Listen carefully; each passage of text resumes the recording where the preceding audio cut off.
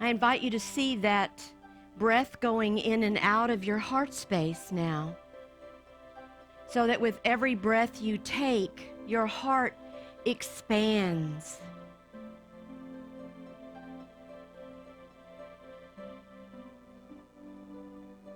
And I want to ask you,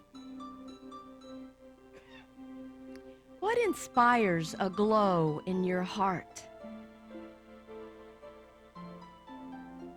What is it that brings you bliss? What is it that when you think about it, it makes you feel happy? I want to spend this time in meditation contemplating on what it is that inspires you and how it is that we can duplicate that feeling more in our lives. So I invite you to sit quietly and allow the inspiration of Spirit to enter into your thoughts.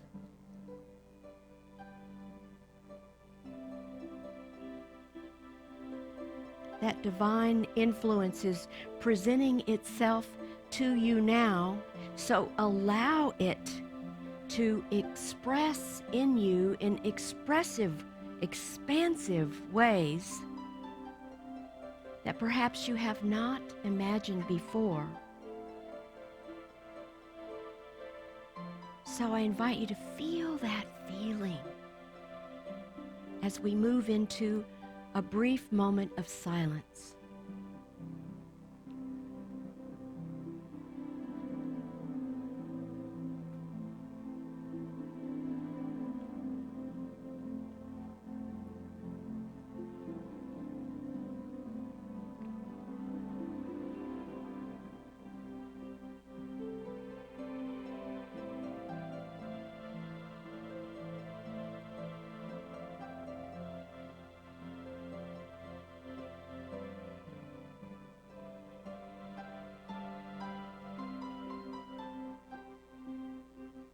We rest in the arms of the Beloved, and we allow inspiration to flow through us.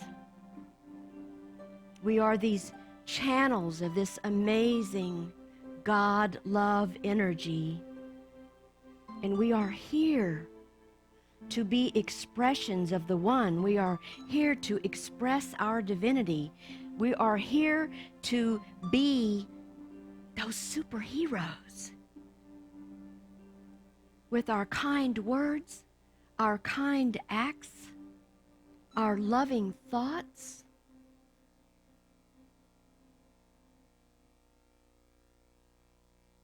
And that peace that resides within us, that peace that passes all understanding, is ours when we so move into our spiritual practices every day.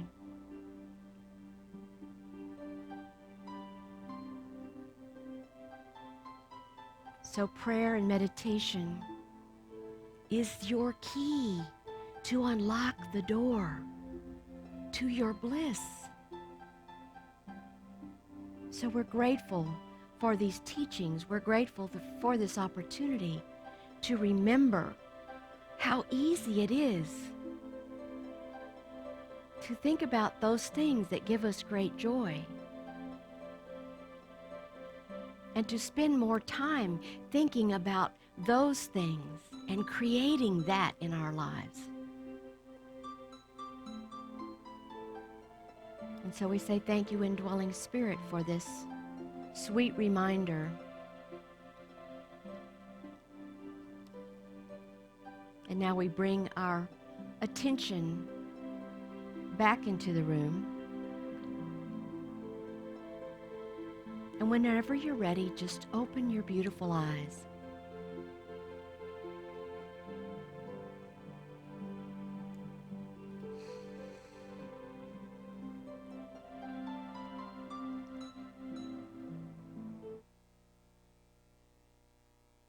Turning turmoil into connection.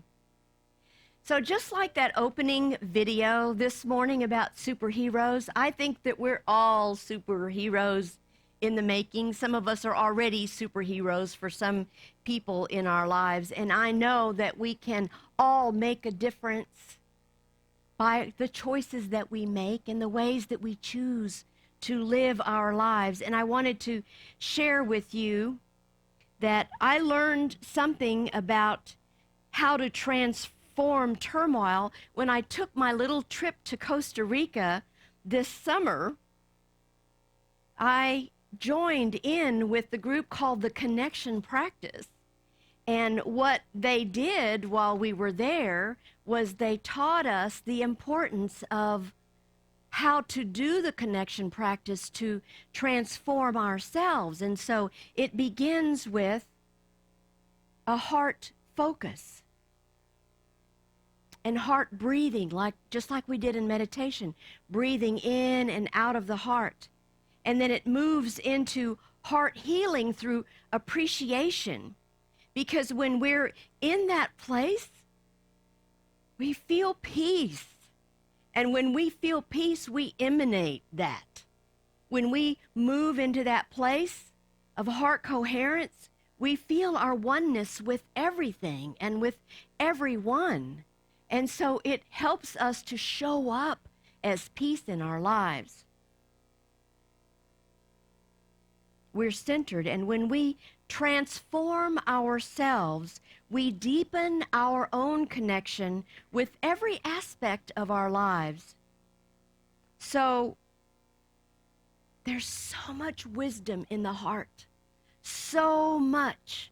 When we drop from the head, those 14 inches into our heart, there is such wisdom there, and everything that is out here begins in an inside job. Everything, what we create, comes from how we are showing up and living from that heart space. So this is the last week of our theme about grace. This whole month of January, we're talking about grace. And so we have this affirmation that we've been saying together. Let's say this together. Grace and gratitude lead me to a deeper awareness of God.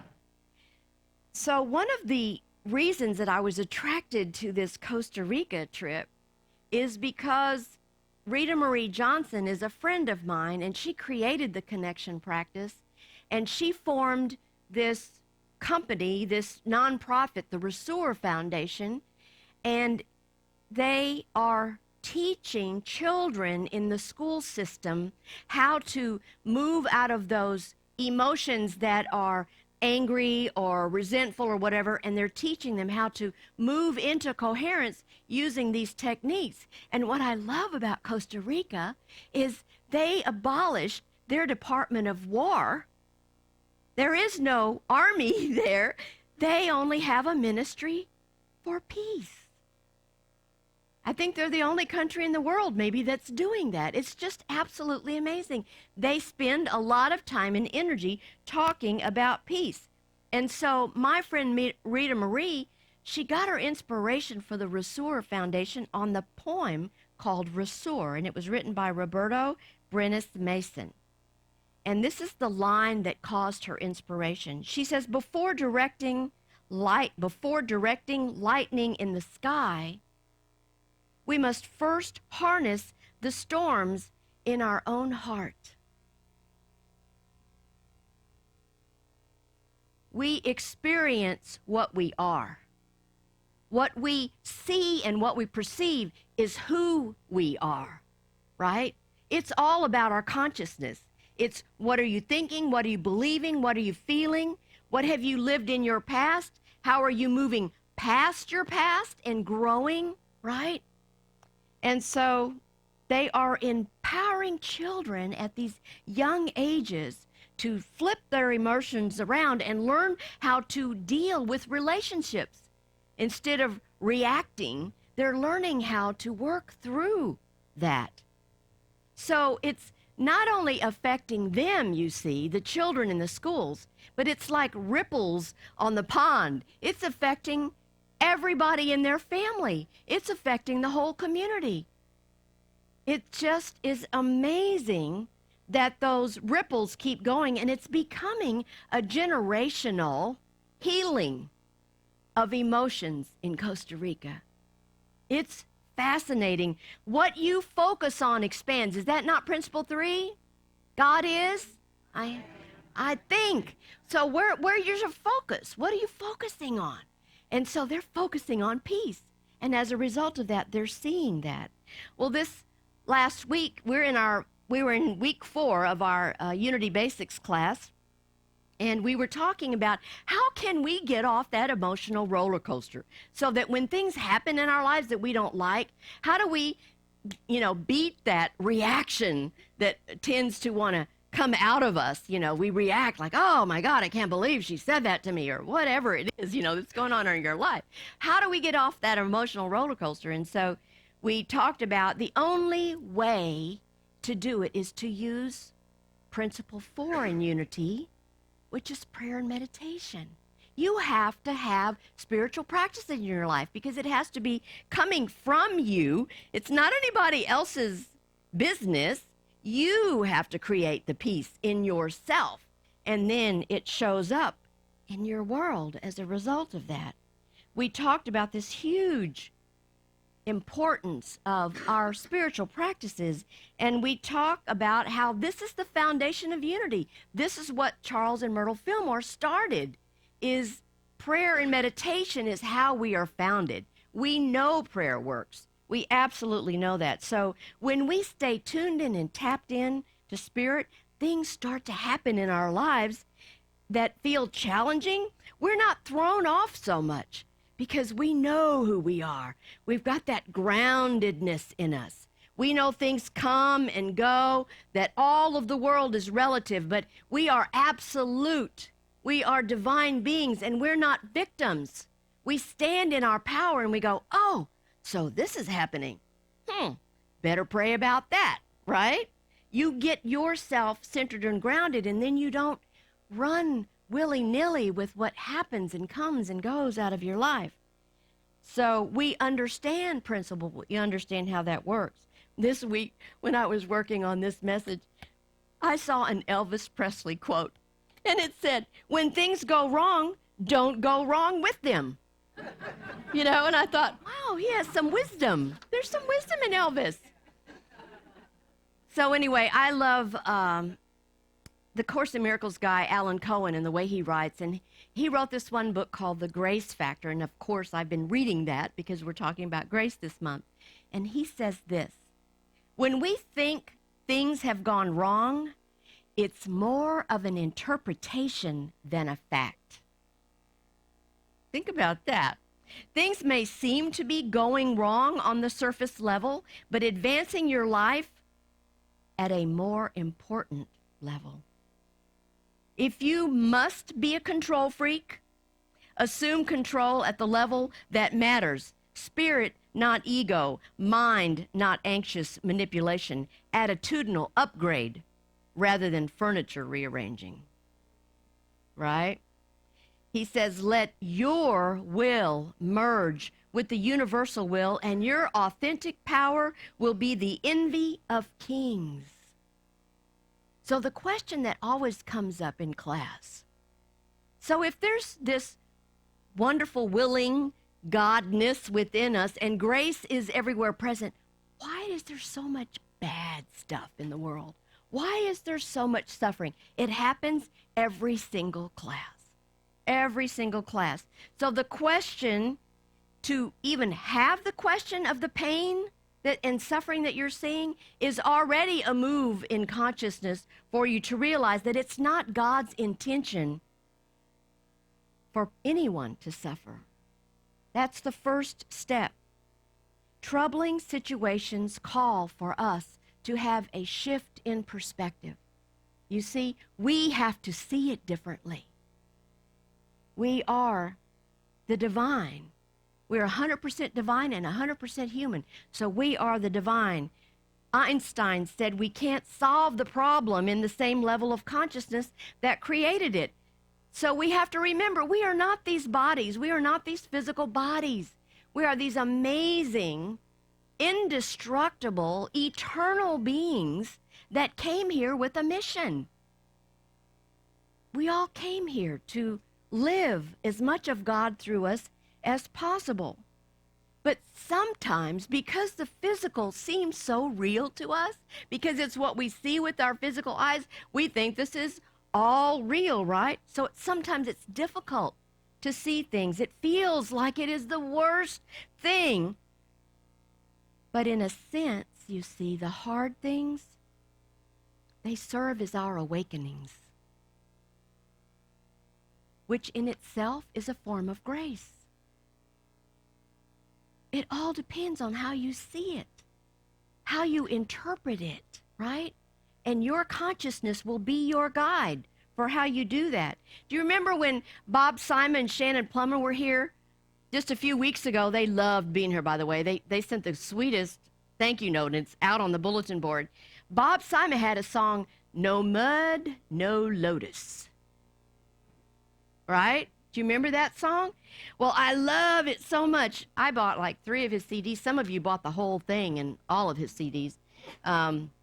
There's a line in that song. It says, things that broke you, they woke you. Isn't that a good one? And then it gets even better. Everything you go through grows you and exposes who you are. Isn't that the truth? So it's more about how do we face things? How are we handling things? It used to drive my husband crazy. He said, doesn't that upset you? And I said, oh, honey, it's a passing thing. Here today, gone tomorrow. And it was like, but the neighbor did. I said, it's just the neighbor. We know how the neighbor is. It's just like, what are you going to let take your peace away? You get to choose. What do you let? Because my thing, I want to be in peace as much as possible. I don't know about you, but there isn't a whole lot that can take my peace away because I know who I am, and I know it doesn't matter what anybody else thinks or says or does. It's their business, I know who I am. I know I'm here. So Jesus, I have to get the scripture. We're in Ephesians today. Chapter 2, verses 8 through 10. For by grace you have been saved through faith. And this is not your own doing, it is the gift of God. Not the result of works, so that no one may boast. For we are what he has made us, created in Christ Jesus for good works, which God prepared beforehand to be our way of life. We know what we're supposed to do. We even know how to do it. But we get to do the work, don't we? We get to choose whether we're going to do the work or not. Jesus taught this new understanding of divine law, and he acknowledged cause and effect, but he also knew that it was possible to fulfill the law by absolutely transcending it. That's why he's such a master teacher, and this can only happen when we have a change in our consciousness. Grace is the name given to the aspect of divine law which deals with the increase of good through greater giving. When we give more, we receive more. Grace is goodwill. It's aid from God. It's also a process of regeneration, which I claim as transformation. When we become what Jesus taught us to be, these beings of light, these beings of peace, when we become that, when we live our lives from that place of love, our consciousness changes. And I'll tell you what, there's no going back. Once your consciousness is raised, there's no going back. So I see this as our transformation. So any inconvenience that happens in your life that you don't like what's going on, it's temporary. Chill out. Let it pass. This too shall pass. Everything comes and goes. So the inconvenience is temporary. But you see, the improvement is permanent. That's the good news. So once your consciousness is changed and changed for the better, there's no going back. So when I look over the last several years and everything that we have walked through in our own individual lives, and as a spiritual community, we've walked through some things as well. I see how flexible and how resilient we all are to know the truth of what's going on in our lives, because I'm telling you, I have witnessed and I know that we have transformed Turmoil in this place. We have absolutely done it. Because we're not just surviving, we are thriving, aren't we? Can you feel it? I can feel it. We as individuals, we've chosen to look for the good. And as a ministry, we choose to look for the good always. So everything that happens, every opportunity that has unfolded for us has allowed us to choose transformation, to choose it. So in a few minutes, we're going to show you how our ministry has learned to go with the flow and how we have learned to be flexible throughout this seeming chaos, if you want to call it that. I'm glad that you're here to be a part of and to share with us in this journey.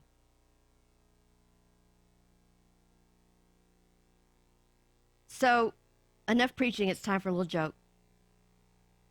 There's a grandpa, and he's gone on vacation with his grandson. And they are out in the woods in a cabin, and the bugs have been kind of bothering them. So they decide to slip into their cabin real quickly and leave the lights off so the mosquitoes don't follow them in.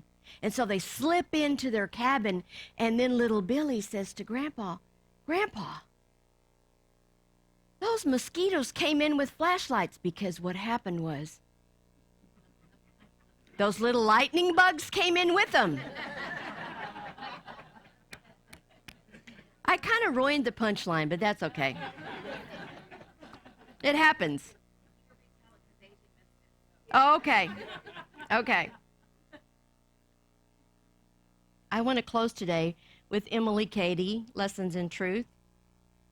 This is who the Fillmore studied with, and this is like the unity book for us. At the great heart of humanity, there is a deep and awful homesickness that has never been and can never be satisfied with anything less than a clear, vivid consciousness of the indwelling presence of God. But few have succeeded in reaching the promised place where their joy is complete. We have been learning that there is an inworking as well as an outworking, because we have the promise of deliverance from even all fear and evil when we are in our secret place. It is a secret place because it is the meeting between Christ at the center of your being and your consciousness, the hidden place into which no other person can enter, either induct you or enter himself. We must drop the idea that this place of realization of our divinity can be given to us by any human being. No one can come into it from the outside. It's an inside job. And that's really, truly the way it is. So we claim our divinity, don't we? We claim it because at the end of our lives, this world will either be a better place, more compassionate, more loving and caring because of your presence in it. And that's the way it is. Thank you so much. Namaste.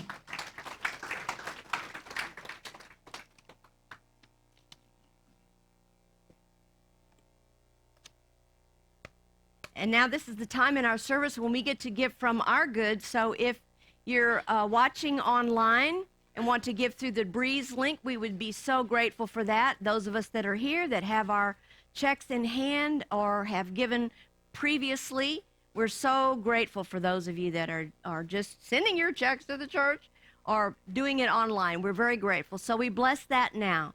Divine love through me blesses and multiplies all that I am, all that I have, all that I give, and all that I receive. Thank you, God, that this is so.